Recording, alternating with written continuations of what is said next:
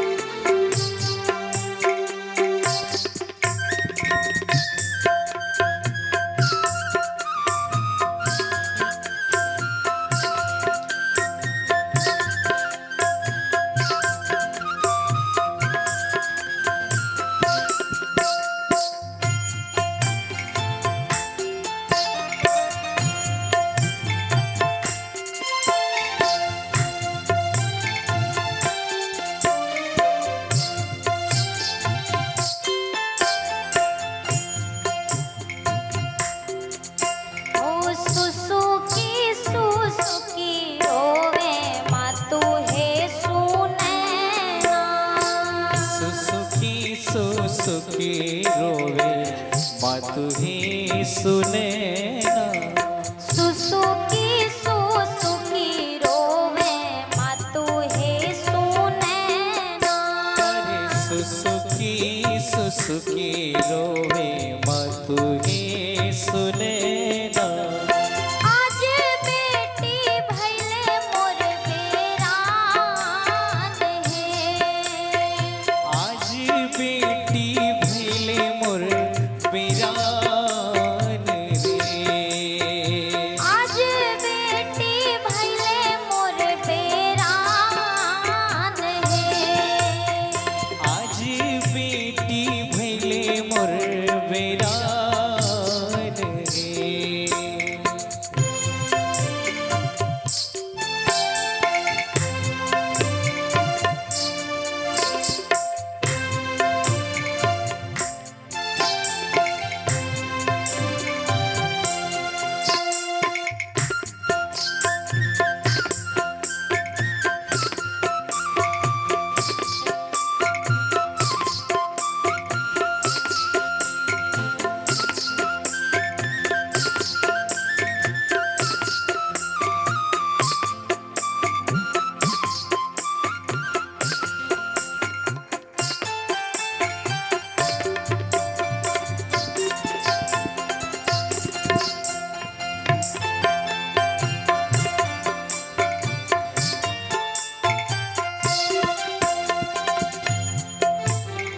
चुपे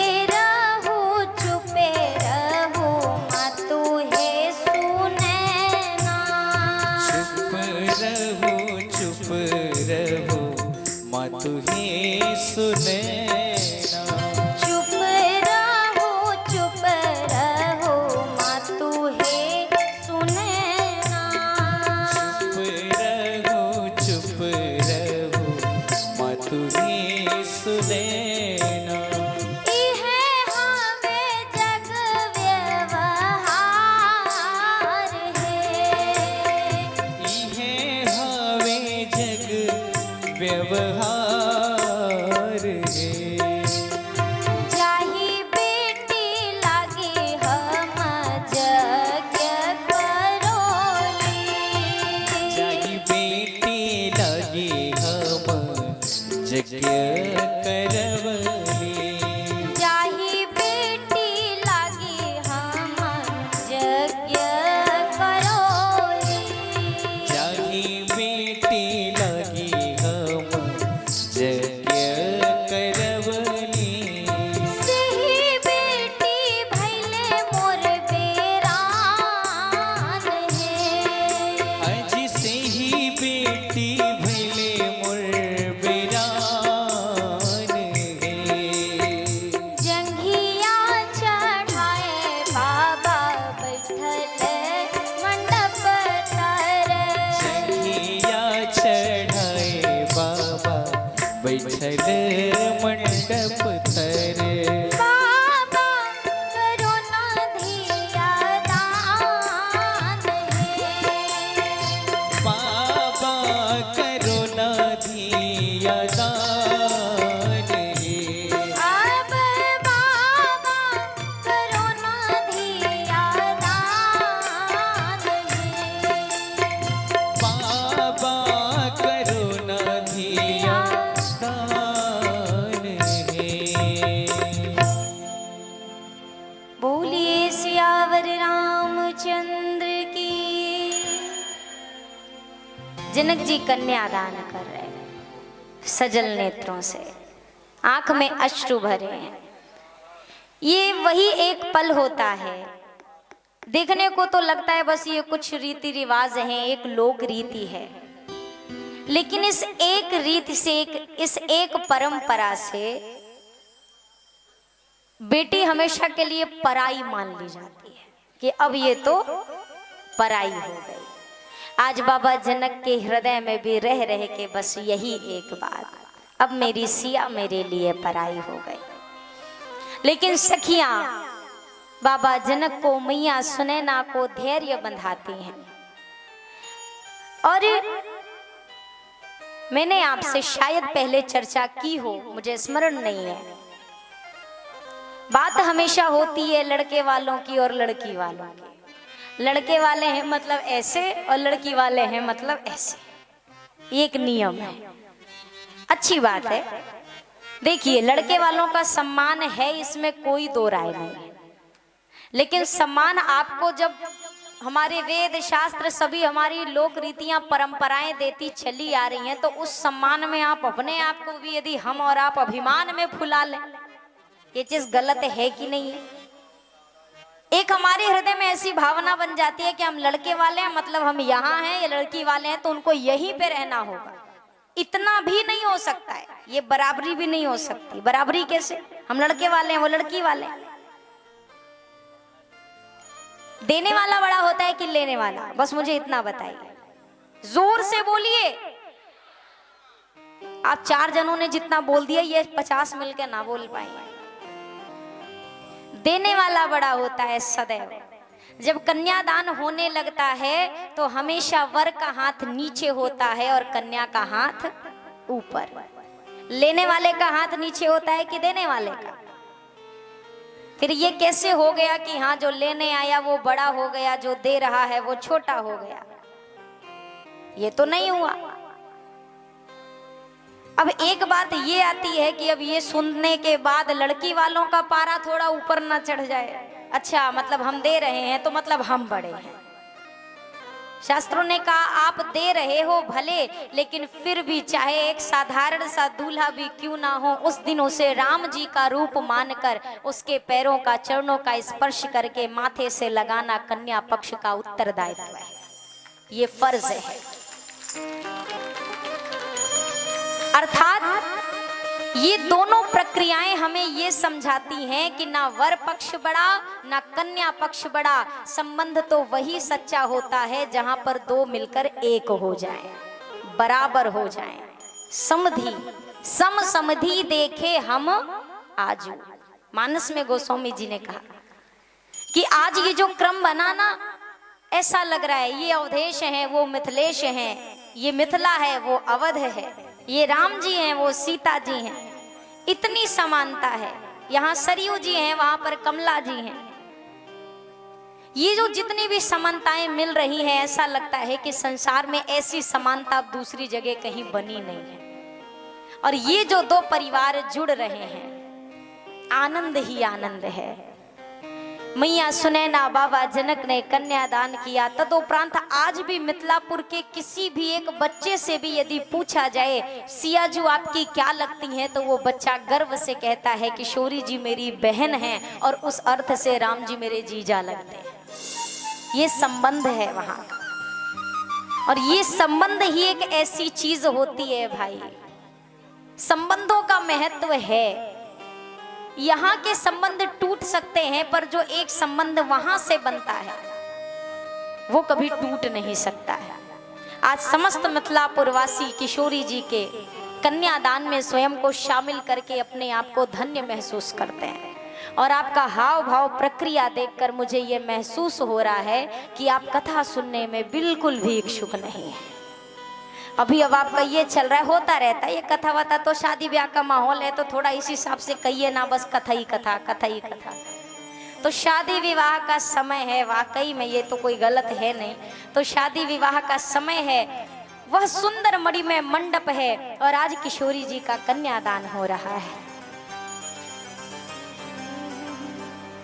सियाजू को चढ़त चढ़ाव जनक जी के आंगन में, चढ़ाव जनक जी के आंगन में। सियाजू को चढ़त चढ़ाव जनक जी के आंगन में। सियाजू को चढ़त चढ़ाव जनक जी के आंगन में। आंगन में सखी आंगन में, आंगन में सखी आंगन में। अजी सियाजू को चढ़त चढ़ाव जनक जी के आंगन में।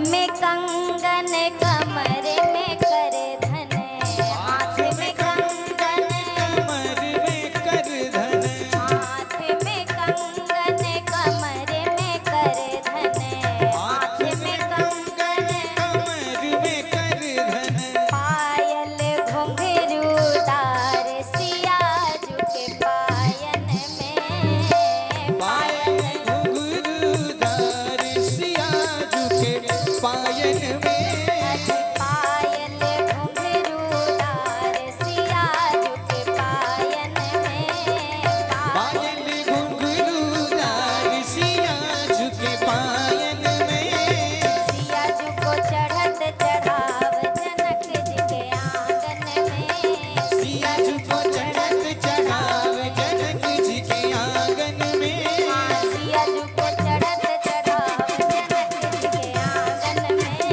सिया झुको चढ़त चढ़ाव जनक जी के आंगन में, सिया झुको चढ़त चढ़ाव जनक जी के आंगन में, सिया झुको चढ़त चढ़ाव। बोलिए सियावर रामचंद्र की।